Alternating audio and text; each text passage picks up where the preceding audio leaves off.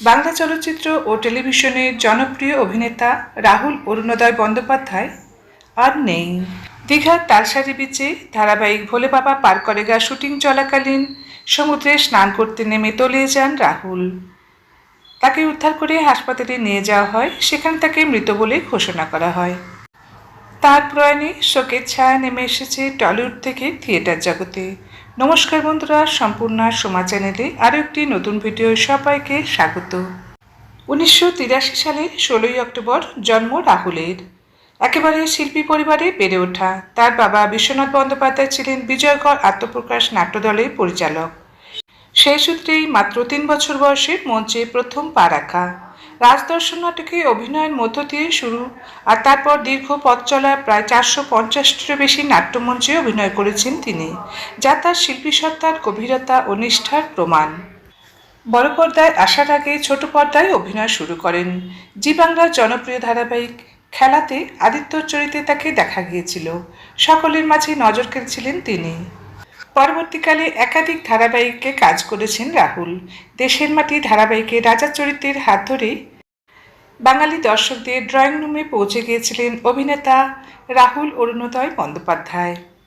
রাহুল বন্দ্যোপাধ্যায়ের জনপ্রিয়তা আকাশ ছোঁয়া হয় চিরদিনই তুমি যে আমার ছবিটির মধ্য দিয়ে। পরিচালক রাজ চক্রবর্তীর এই ছবিতে তার বিপরীতে ছিলেন প্রিয়ঙ্কা সরকার। ছবিটি বক্স অফিসে বিপুল সাফল্য পায় এবং রাহুলকে রাতারাতি এক জনপ্রিয় তারকার আসনে প্রতিষ্ঠিত করে। এই ছবির জন্য সেরা অভিনেতার সম্মানও লাভ করেছিলেন রাহুল। কখনো কখনো জীবন এমন এক বৃত্ত আঁকে যেখানে কল্পনা আর বাস্তব একে অপরের প্রতিবিম্ব হয়ে দাঁড়ায়। রাহুল অরুণোদয় বন্দ্যোপাধ্যায়ের মৃত্যু সেই বিরল শিউরে ওঠা সমাপতনের এক নির্মম উদাহরণ। মাত্র 42 বছর বয়স, জলে ডুবে মৃত্যু।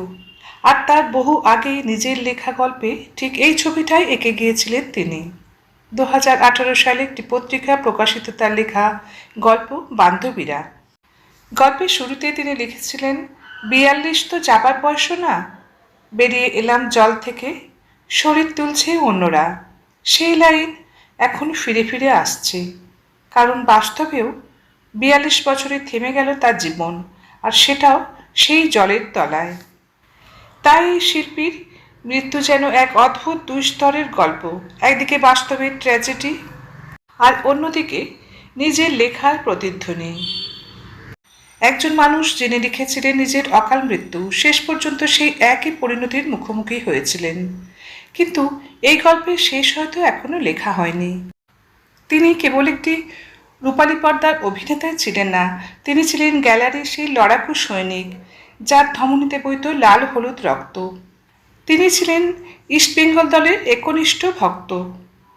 অভিনেতা রাহুলের মৃত্যুর পর বৃহস্পতিবারই প্রথমবার ঘরের মাঠে খেলতে নেমেছিল ইস্টবেঙ্গল দল। আর এই বিশেষ তিথিতে স্মরণীয় করে রাখতে ইস্টবেঙ্গল আল্ট্রাস এবং সাধারণ সমর্থকরা একটি বিশাল টিফো প্রদর্শন করেন। ভাইরাল হওয়া সেই ছবিতে দেখা যাচ্ছে কাঁধে লাল হলুদ পতাকা নিয়ে গ্যালারিতে বসে আছেন হাসি মুখে রাহুল। দেখে মনে হবে হয়তো কোনো এক মুহূর্তেই গোল হলে লাফিয়ে উঠবেন তিনি। টিফোর নিচে লেখা ছিল হৃদয়স্পর্শী দুটি লাইন। গ্যালারির আকাশে এক বিষণ্ণ সূর্যোদয়, লাল হলুদ হৃদয়ে অমল অরুণোদয়।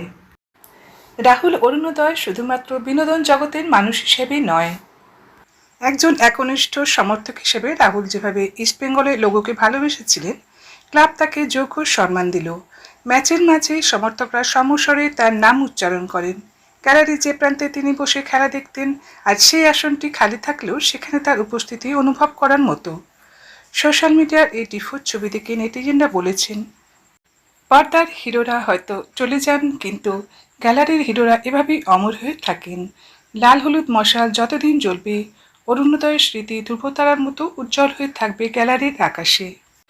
আজকের এই ছোট্ট প্রতিবেদনটি যদি আপনাদের ভালো লেগে থাকে তাহলে অবশ্যই একটা লাইক করে দেবেন। নতুন বন্ধুদের চ্যানেলটি সাবস্ক্রাইব করে পাশে থাকার অনুরোধ রইল। আবার আসবো এরকম নতুন ভিডিও নিয়ে। ভালো থাকবেন।